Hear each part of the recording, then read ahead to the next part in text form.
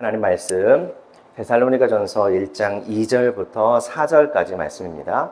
우리가 너희 모두로 말미암아 항상 하나님께 감사하며 기도할 때에 너희를 기억함은 너희의 믿음의 역사와 사랑의 수고와 우리 주 예수 그리스도에 대한 소망의 연대를 우리 하나님 아버지 앞에서 끊임없이 함께 있습니다. 하나님의 사랑하심을 받은 형제들아 너희를 택하심을 아노라. 아멘. 함께 있지 못하고 우리 눈앞에 없을 때 이렇게 생각만 해도 걱정이 되는 사람이 있다라고 하면 아마 분명히 그 대상이 사랑하는 사람일 거예요. 특히 엄마 아빠는 내 아이를 생각하면, 우리 아들, 우리 딸을 생각하면 언제나 이렇게 걱정이 되는 것이 자연스러운 일인 것 같아요.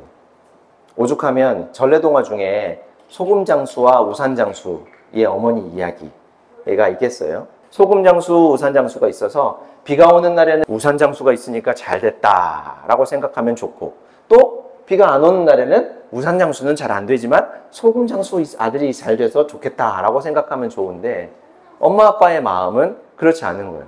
한 아들이 잘 되는 건 놔두고 또 잘 안 되는 아들 걱정하고 또 불편한 아들을 걱정하게 마련이라는 거죠. 자식을 향한 부모의 마음이 이제나 저제나 걱정뿐이라는 걸 방증하는 이야기인 것 같아요. 우리가 지난주에 살펴본 것처럼 이 데살로니가 교회의 성도들을 향한 바울의 마음이 꼭 그랬다는 거예요. 그래서 아버지와 어머니의 마음이라는 표현을 써가면서 내가 너희를 아버지와 같은 마음으로 권면했다. 어머니와 같은 마음으로 너희를 보살폈다. 이런 얘기를 하죠. 근데 그도 그럴 것이 바울과 그 일행이 하나님의 인도하심에 따라서 이 마게도니아 지역으로 전도 여행을 하게 되었어요. 원래 가고자 했던 계획과 방향이 아니라 그 방향을 바꾸어서 이곳으로 가게 되었죠. 거기서 만난 데살로니가 지역에서 복음을 받아들이는 사람들이 하나씩 둘씩 나올 때쯤에 그 지역의 동족인 유대인들의 질투가 있었고, 그 일로 인해 큰 소동이 일어나서 도망치듯이 데살로니가 지역을 빠져나올 수밖에, 쫓겨나올 수밖에 없었다라는 거예요. 그곳에 겨우 새 안식일, 3주라는 뜻이에요. 그러니까 한 달 남짓밖에 안 되죠. 한 달도 채 안 되는 그 기간, 아주 짧은 기간 동안 거기 머물면서 복음을 전했던 바울과 그 일행은 그동안 뿌린 복음의 씨앗이 품은 그 땅이 좀 채 다져지기도 전에 헤어져야만 했으니까 열매는 고사하고 수확하기는 고사하고 뿌린 씨앗이 순이 나오고 또 든든히 자라가는 모습을 보기도 전에 그곳을 떠나야 했으니 걱정이 이만저만이 아니었다는 거죠. 그래서 이 사람들은 데살로니가 지역을 떠나서도 하나님께 기도하기를 멈출 수가 없었다는 거예요. 그러던 차에 데살로니가의 디모데를 급하게 보내게 됐고, 그 디모데가 돌아와서 전해준 소식은 다행스럽게도 감사하게도 너무나 좋은 소식들이었어요. 그 소식으로 바울과 일행은 그동안 자신들의 걱정이 공연한 기우였다라고 하는 것을 알게 되어 너무 기뻤다는 거죠. 대견한 데살로니가 성도들을 생각할 때마다 바울과 그 일행의 얼굴에는 아빠 미소가 번지고 그 기쁨은 자연스럽게 하나님을 향한 감사로 이어지게 되었다라는 거예요. 데살로니가 교회 성도들이 대단한 무언가를 해냈기 때문에 감사하는 것이 아니라고 했죠. 그저 믿음의 삶을 지속하고 잘 견디고 있다라는 소식만으로도 바울과 그 일행에게는 큰 감사의 이유가 되었다라는 거예요.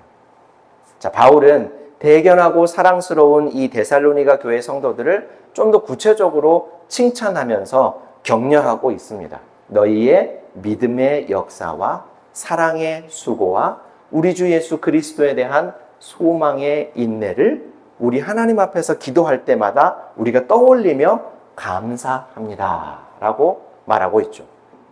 바울이 역사, 수고, 인내라는 말을 붙여서 설명을 하니까 그렇지, 우리에게 아주 매우 익숙한 말이 지금 기록되어 있어요. 뭐냐면 바로 믿음, 사랑, 소망이라는 말이죠. 순서를 조금 달리해서 흔히 우리가 믿음, 소망, 사랑이라는 말을 많이 쓰기는 해요. 그런데 그것도 바울이 고린도라는 지역의 교회에 보낸 편지에서 사용했던 말이에요.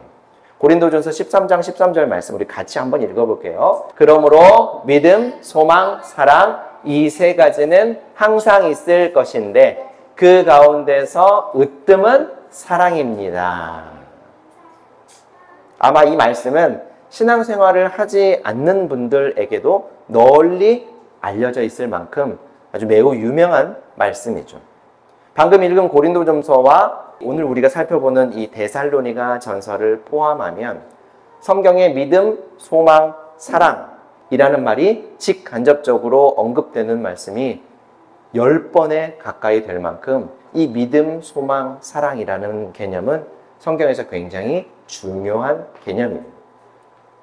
그래서 종교개혁자로 이름을 알린 존 칼뱅은 믿음, 소망, 사랑을 가리켜서 이것이야말로 참된 기독교에 대한 간략한 정의다라고 말할 정도였었어요.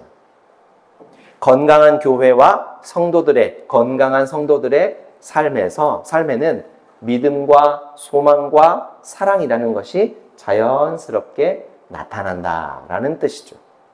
자, 그렇다면 데살로니가 교회가 비록 세워진 지 얼마 되지 않은 아주 연약한 사람들이었음에도 이 사람들은 참된 교회였고 건강한 성도라고 하기에 전혀 부족함이 없었다라는 것이죠.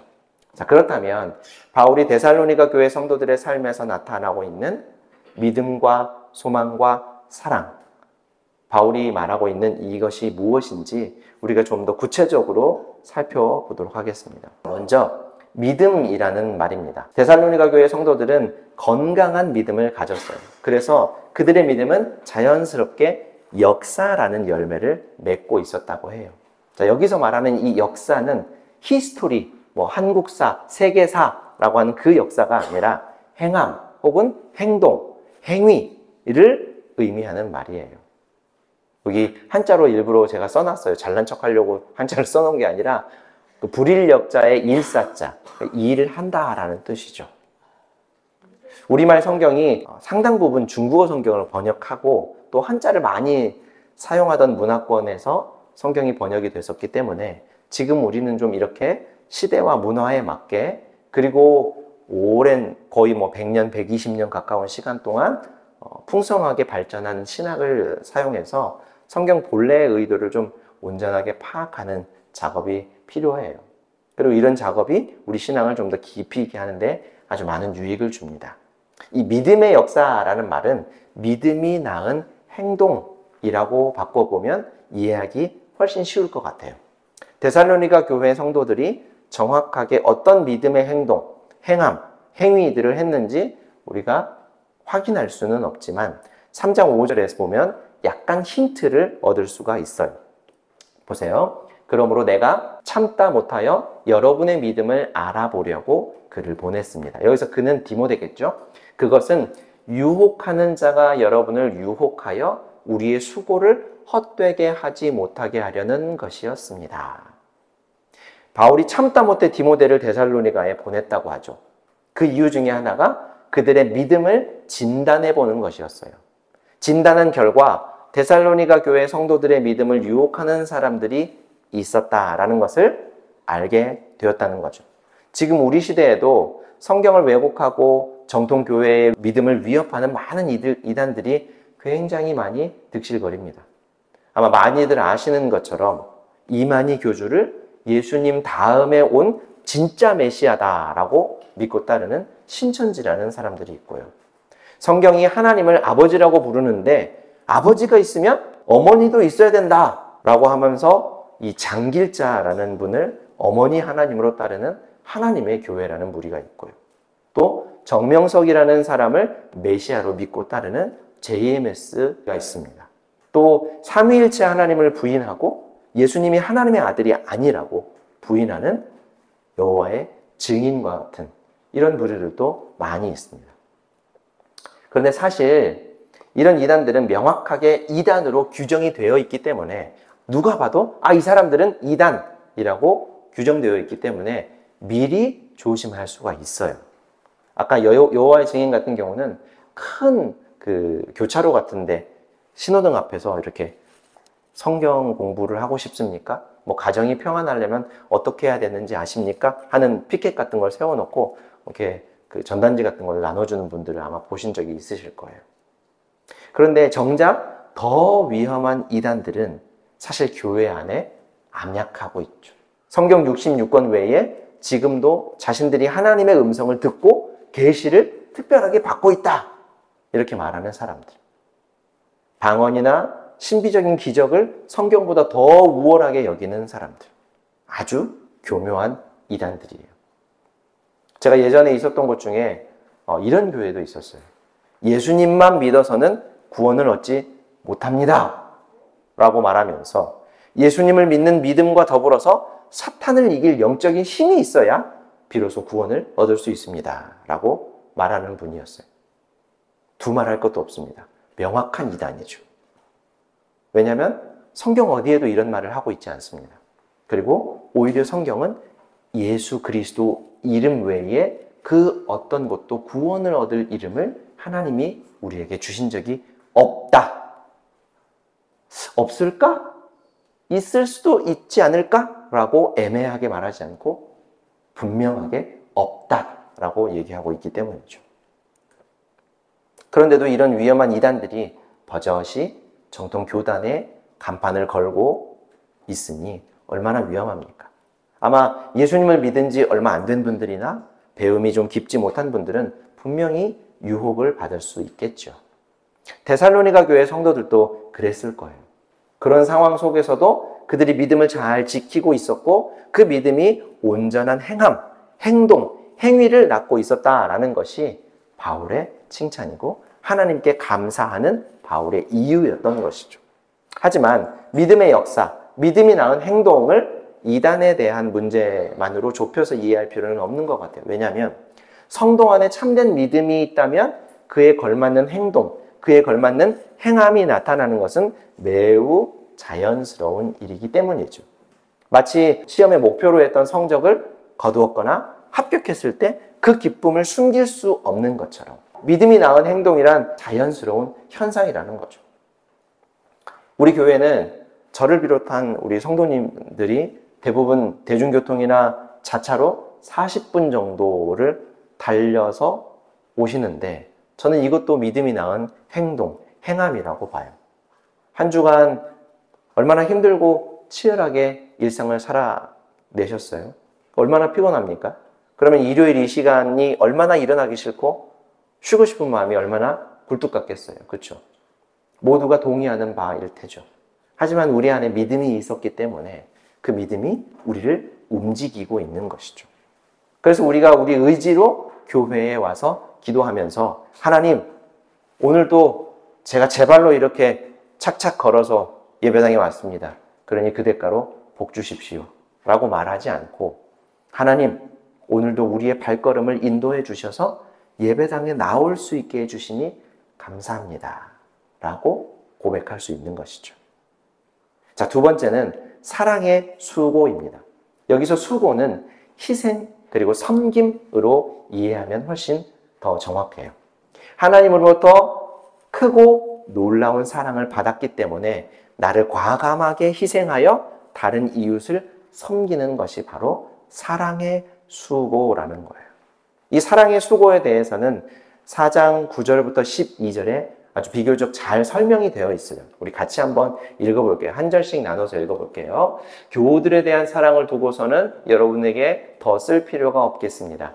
여러분이 직접 하나님께로부터 서로 사랑하라고 하시는 가르침을 받아서 마게 분야에 있는 모든 형제자매에게 그것을 실행하고 있기 때문입니다. 형제자매 여러분, 우리는 여러분이 더욱더 그렇게 하기를 권면합니다. 그리고 우리가 여러분에게 명령한 대로 조용하게 살기를 힘쓰고 자기 일에 전념하고 자기 손으로 일을 하십시오. 그리하여 여러분은 바깥 사람을 대하여 우리 교회를 사랑하여야 하고 또 아무에게도 신세를 지는 일이 없도록 해야 할 것입니다. 아멘. 9절에서 잘하고 있다라는 말로 시작을 하지만 11절과 12절을 잘 읽어보면 약간 헷갈려요. 정말 잘하고 있다는 거야? 아니면 안 그렇다는 거야? 이렇게 생각하기 마련이죠. 그건 우리가 이제 4장 9절을 살펴볼 때 따져보기로 하고요. 데살로니가 교회 성도들을 향한 1장에서, 우리가 지금 현재 살펴보고 있는 1장에서 바울의 칭찬은 사랑하기 때문에 희생하고 섬기는 모습이 분명 데살로니가 교회 성도들에게 있었고, 그런 모습이 다른 사람들에게 귀감이 될 정도로, 모범이 될 정도로 아마 아주 데살로니가 교회 성도들에게 많이 있었다라는 거예요. 형제 사이, 자매 사이, 혹은 부모와 자녀 사이는 서로 희생하고 대가 없이 섬길 수 있겠지만, 그렇지 않은 관계에서 서로 희생하고 섬기는 일은 여간 어려운 일이 아니죠. 소위 본전 생각이 나기 때문이에요. 내가 한번 베풀었으면 나도 한번 돌려받기를 기대하는 마음은 누구에게나 자연스러운 마음이기 때문이죠. 그런데 본래 원수 같았던 하나님과 나와의 관계가 내 죄 때문에, 나의 잘못 때문에 원수가 되었던 그 관계가 예수님의 대가 없는 사랑의 희생 덕에 다시 회복이 되었으니, 그 과분한 사랑을 받았으니 나도 이와 같은 사랑을 다른 사람들과 함께 나누어야겠다라는 결심과 실천이 데살로니가 교회 성도들에게 있었다라는 겁니다. 자, 그리고 마지막 세 번째는 소망의 인내입니다. 이 인내라는 말은 참고 견딘다라는 뜻이죠.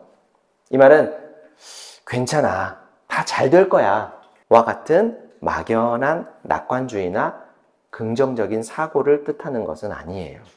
왜냐하면 낙관주의나 긍정적인 사고는 굳이 신앙생활을 하지 않더라도 태어날 때부터 그런 기질을 가진 분들도 있고, 또 가정에서 교육을 잘 받은 사람들은 이런 긍정적인 사고를 할 수 있거든요.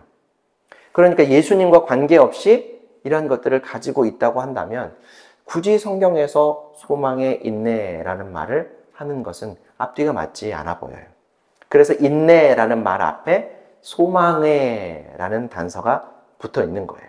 소망이 낳은 인내, 소망이 낳은 견딤, 소망 때문에 견디는 것. 당시 데살로니가 교회의 성도들은 주변 이웃들로부터, 그리고 로마 제국과 로마의 황제로부터 큰 어려움을 겪고 있었습니다. 단지 예수님을 믿는다는 이유만으로 불편을 겪고 있었던 거죠. 왕따를 당하기도 하고 또 박해를 받기도 하고 사회에서 소외를 받기도 했었어요. 물론 그것이 로마 제국과 로마의 황제를 부정하는 것으로 비칠 수 있었기 때문에, 이들의 신앙이요, 그렇기 때문에 무작정 억울한 일만은 아니지만, 그럼에도 예수님을 믿는 일이 실제로 이 땅에서 로마 제국을 무력으로 무너뜨리거나 황제를 그 자리에서 끌어내리거나 시해해서 예수님을 물리적으로 그 자리에 앉히는 일이 기독교 신앙이 아니었기 때문에 이들에게 분명 억울한 일이죠.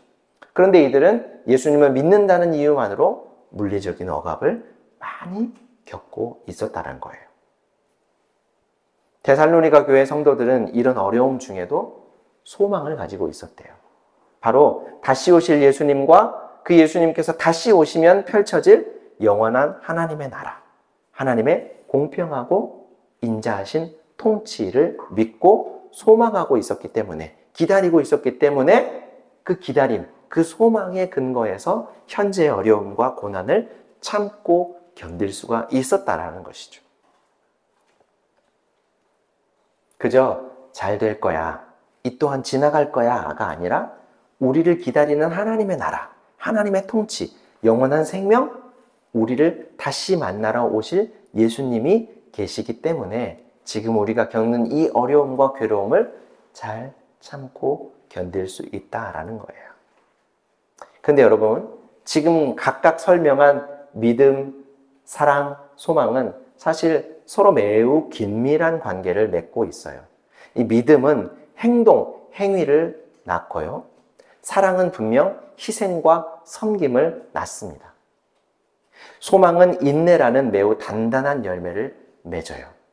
그리고 사랑의 수고와 소망의 인내는 믿음의 행동으로부터 나오기도 합니다. 또 믿음은 오늘 본문 3절의 말씀처럼 우리 주 예수 그리스도에 대한 소망을 근거로 갖기도 해요. 그런데 이처럼 행동, 행위, 희생, 섬김, 참음, 기다림 이런 것들을 낳는 믿음, 사랑, 소망은 오직 하나님으로부터 주어지는 은혜예요. 여기 가운데 알아볼 수 없는 기호 같은 게 있죠. 저게 그리스어로는 하나님이라는 단어가 데오스예요. 데오스. 그래서 이 글자로 시작을 하니까 우리가 마치 그 줄임말, 이니셜처럼 하나님을 표현할 때 흔히 이렇게 씁니다. 믿음과 사랑과 소망은 오직 하나님으로부터만 공급되어 지는 것이기 때문에 하나님으로부터 믿음과 사랑과 소망을 공급받은 하나님의 성도들은 믿음의 역사, 사랑의 수고, 소망의 인내를 낳게 된다라는 것이죠. 하나님께서 주시는 믿음과 사랑과 소망이라는 은혜에서 빚어진 행동, 행위, 희생, 섬김, 참음, 기다림. 이 하나님의 은혜인 것인데 그렇다면 이 모든 것은 하나님께서 공급해 주시는 것이고 그렇기 때문에 바울은 데살로니가 교회 성도들 안에서 이런 참된 신앙의 모습들을 보면서 확인하면서 하나님께 감사할 수밖에 없었던 것이고 또 하나님께서 그들을 택하셨다라고 하는 사실을 확인할 수 있었다라는 겁니다. 자, 사랑하는 성도 여러분, 오늘 말씀은 믿음으로 행동해라, 사랑의 마음으로 희생해라, 소망을 가지고 인내해라 라고 우리에게 명령하는 말씀이 아니에요. 당연히 제 설교의 요지도 믿음으로 일하시고 사랑으로 희생하시고 소망을 가지고 힘들어도 참아내십시오 라는 것을 권면하고자 하는 게 아닙니다. 바울의 염려를 감사로 바꾸시는 하나님, 아무리 여린 데살로니가 교회의 성도들이라 할지라도 그들에게 믿음을 주시고 사랑을 알게 하시고 소망을 품게 하신 하나님을 온전히 믿고 사랑하며 기대하자라는 것이 오늘 성경이 우리에게 말하는 바이고 저도 여러분에게 권면하는 바입니다. 하나님께서 오늘 이 말씀을 우리에게 듣게 하시는 것은 분명 우리에게도 동일하게 데살로니가 교회 성도들에게 일하신 것처럼 하나님이 우리에게도 동일하게 일하시겠다라고 하는 하나님의 선언인 거예요. 그렇게 믿고 따를 때 믿음과 사랑과 소망을 주셔서 믿음의 행동을, 사랑의 희생과 섬김을, 소망을 가지고 인내하고 참아내는 모습을 우리 안에 하나님께서 주신다면 우리가 그 모습을 내 안에서, 우리 안에서 확인할 수 있다면 그때는 하나님께서 나를 택하시고 사랑하신다라고 하는 가장 강력한 증거이기 때문에 바울처럼 감사하며 큰 기쁨과 확신을 얻을 수 있게 되겠죠.